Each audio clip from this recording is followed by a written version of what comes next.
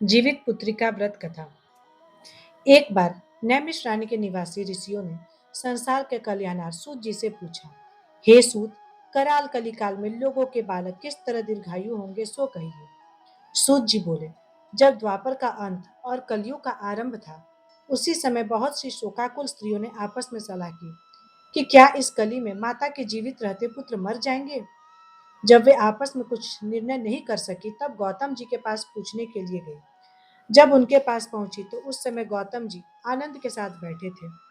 उनके सामने जाकर उन्होंने मस्तक झुकाकर प्रणाम किया।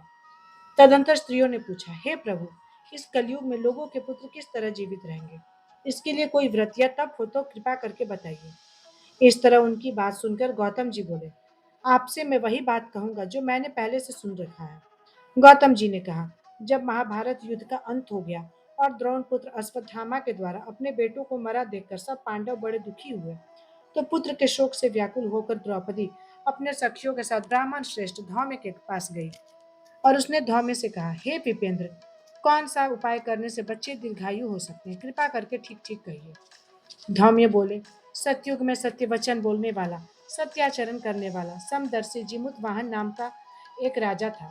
एक बार वह अपनी स्त्री के साथ अपने ससुराल गया और वहीं रहने लगा।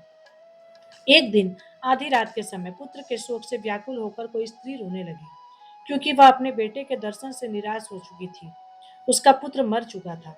वह रोती हुई कहती थी, हाय मुझ बूढ़ी माता के सामने मेरा बेटा मरा जा रहा है। उसका रुदन सुनकर राजा जिमुतवाहन को तो मानो हृदय विदीर्ण हो गया। वह तत्काल उस स्त्री के पास गया और उससे पूछा, तुम्हारा बेटा कैसे मरा है? बूढ़ी ने कहा, गरुड़ प्रतिदिन आकर गांव के लड़कों को खा जाता है। इस पर दयालु राजा ने कहा, माता, अब तुम रो मत, आनंद से बैठो, मैं तुम्हारे बच्चे को बचाने का यत्न करूंगा। ऐसा कहकर राजा उस स्थान पर गया जहां गरुड़ आकर प्रतिदिन मांस खाया करता था। उसी समय गरुड़ भी उस पर टूट पड़ा और मांस खाने लगा। जब अतिशय तेजस्वी गरुड़ ने राजा का बायां अंग खा लिया, तो झटपट राजा ने अपना दाहिना अंग फेर कर गरुड़ के सामने कर दिया। यह देखकर गरुड़ जी ने कहा, तुम कोई देवता हो, कौन हो तुम? मनुष्य तो नहीं जान पड़ते। अच्छा, अपना जन्म और कुल बताओ। पीड़ा से व्याकुल मन वाले राजा ने कहा, हे पक्षीराज, इस तरह के प्रश्न करना व्यर्थ है। तुम अपनी इच्छा भर मेरा मांस खाओ। यह सुनकर गरुड़ रुक गए और बड़े आदर से राजा के जन्म और कुल की बात पूछने लगे। राजा ने कहा, मेरी माता का नाम है सैव्या और मेरे पिता का नाम है सालीवाहन। हे, मैं सूर्य वंश में मेरा जन्म हुआ है और जिमुत वाहन मेरा नाम है। राजा की दयालुता देखकर गरुड़ ने कहा, हे महाभाग, तुम्हारे मन में जो अभिलाषा है वो वर मांगो। राजा ने कहा, हे पक्षीराज, यदि आप मुझे वर दे रहे हैं तो वर दीजिए कि आपने जब तक जितने लोगों को प्राणियों को खाया है वे सब जीवित हो जाएं। हे स्वामी, आपसे यह बालकों को आप किसी को ना खाएं और कोई ऐसा उपाय करें कि जहाँ जो उत्पन्न हो वे लोग बहुत दिनों तक जीवित रहें। धौम्य ने कहा कि पक्षीराज गरुड़ राजा को वरदान देकर स्वयं अमृत के लिए नागलोक चले। वहां से अमृत लाकर उन्होंने उन पर मरे हुए मनुष्यों की हड्डी पर बरसाया। ऐसा करने से सब लोग जीवित हो गए जिनको कि पहले गरुड़ ने खाया था। राजा के त्याग और गरुड़ की कृपा से वहां वालों का सारा कष्ट दूर हो गया। उस समय राजा के शरीर की शोभा दुगनी हो गई थी। राजा की दयालुता देखकर गरुड़ ने फिर कहा, मैं संसार के कल्याणार्थ एक और वरदान दूंगा। आज आश्विन कृष्ण सप्तमी से रहित शुभ अष्टमी तिथि है। आज ही तुमने यहाँ की प्रजा को जीवन दान दिया है। हे वत्स, अब से यह दिन ब्रह्म भाव हो गया है। जो मूर्ति भेद से विविध नामों से विख्यात है, वही त्रैलोक्य से पूजित दुर्गा अमृत प्राप्त करने के अर्थ में जीवित पुत्रिका कहलाई है। सो इस तिथि को जो स्त्रियां उस जीवित पुत्रिका की ओर कुश की आकृति बनाकर तुम्हारी पूजा करेंगी, तो दिनों दिन उनका सौभाग्य बढ़ेगा और वंश की भी बढ़ोतरी होगी। हे महाभाग, इस विषय में विचार करने की भी आवश्यकता नहीं है। हे राजन, सप्तमी से रहित और उदया तिथि की अष्टमी को व्रत करें, यानी सप्तमी वृद्ध अष्टमी जिस दिन हो उस दिन व्रत ना कर शुद्ध अष्टमी को व्रत करें और नवमी में पारण करें। यदि इस पर ध्यान ना दिया गया तो फल नष्ट हो जाएगा और सौभाग्य तो अवश्य नष्ट हो जाएगा।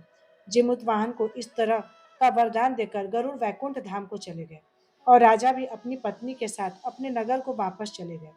धौम्य द्रौपदी से कहते हैं, हे देवी, मैंने यह अति से दुर्लभ व्रत तुमको बताया है। इस व्रत को करने से बच्चे दीर्घायु होते हैं।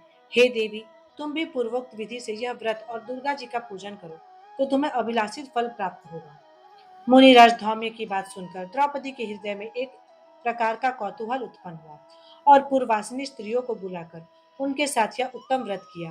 गौतम ने कहा, यह व्रत और इसके प्रभाव को किसी एक चील ने सुन लिया और अपनी सखी सियारिन को बतलाया। इसके बाद पीपल वृक्ष की शाखा पर बैठकर उस चील ने और उस वृक्ष के खोते में बैठकर सियारिन ने भी व्रत किया। फिर वही चील्ही किसी उत्तम ब्राह्मण के मुंह से यह कथा सुनाई और पीपल के खेतों में बैठी हुई अपनी सखी को सुनाया। सियारी ने आधी कथा सुनी थी कि उसको भूख लग गई और वह उसी समय 100 से भरे शमशान में पहुंची। वहां उसने इच्छा भर मांस खाया और चिल्ली बिना कुछ खाए पिए रही और सवेरा हो गया। सवेरे वह गौशाला में गई और वहां गौ का दूध पिया। इस तरह नवमी को उसने पारण किया। कुछ दिनों बाद वे दोनों मर गई और अयोध्या में किसी धनी व्यापारी के घर में जन्मी। संयोग से उन दोनों का जन्म एक ही घर में हुआ, जिसमें सियारिन ज्येष्ठ हुई और चिल छोटी। वे दोनों सभी शुभ लक्षणों से युक्त थी, इसलिए बड़ी लड़की काशीराज के और छोटे उनकी मंत्री के साथ ग्रहपत्य अग्नि के सामने विधि पूर्वक ब्याही गई। पूर्व जन्म के कर्म फल से वह मृगनयनी रानी हुई। जिस किसी भी संतान को उत्पन्न करती वह मर जाती थी और पूर्व जन्म की बातों का स्मरण स्मरण करने वाली मंत्री की पत्नी ने अष्ट वसुओं के सदृश तेजस्वी 8 बेटों को उत्पन्न किया और सभी जीवित रह गए। अपनी बहन के पुत्रों को जीवित देखकर ईर्ष्यावश राजा पत्नी ने अपने स्वामी से कहा कि यदि तुम मुझे जीवित रखना चाहते हो तो इस मंत्री के भी पुत्रों को उसी जगह भेज दो जहां मेरे बेटे गए हैं, अर्थात इन्हें मार डालो। यह सुनकर राजा ने उस मंत्री के पुत्रों को मारने के लिए कई प्रकार के उद्योग किए, पर मंत्री पत्नी ने जीवित पुत्रिका के पुण्य के बल से बचा लिया। एक दिन राजा ने अपने आदमियों को पुत्रों को सिर कटवाकर पिटारे में रखवा दिया और वह पिटारा उनकी माता के पास भेज दिया गया। किंतु वे 8 सिर बेशकीमती जवाहरात हो गए और चल भले चंगे वे 8 लड़के अपने माता के पास वापस चले गए। उनको जीवित देखकर राजपत्नी को बड़ा विस्मय हुआ। अंत में वह मंत्री की पत्नी के पास आई और उसने पूछा, बहन, तुम कौन सा ऐसा पुण्य की हो जिससे बार बार मारे जाने पर भी तुम्हारे बेटे नहीं मरते। इस पर मंत्री की पत्नी ने कहा, पूर्व जन्म में मैं चिल थी और तुम सियारिन। हमने और तुमने साथ साथ जीवित पुत्रिका का व्रत किया था। तुमने व्रत के नियमों को भली भांति पालन नहीं किया था और मैंने किया था। इसी दोष से हे बहन, तुम्हारे बेटे नहीं जीते हैं। बोलो जिमुत वाहन देव की जय। कथा कहने सुनने वालों की जय। हुकारी भरने वालों की जय। राधे राधे।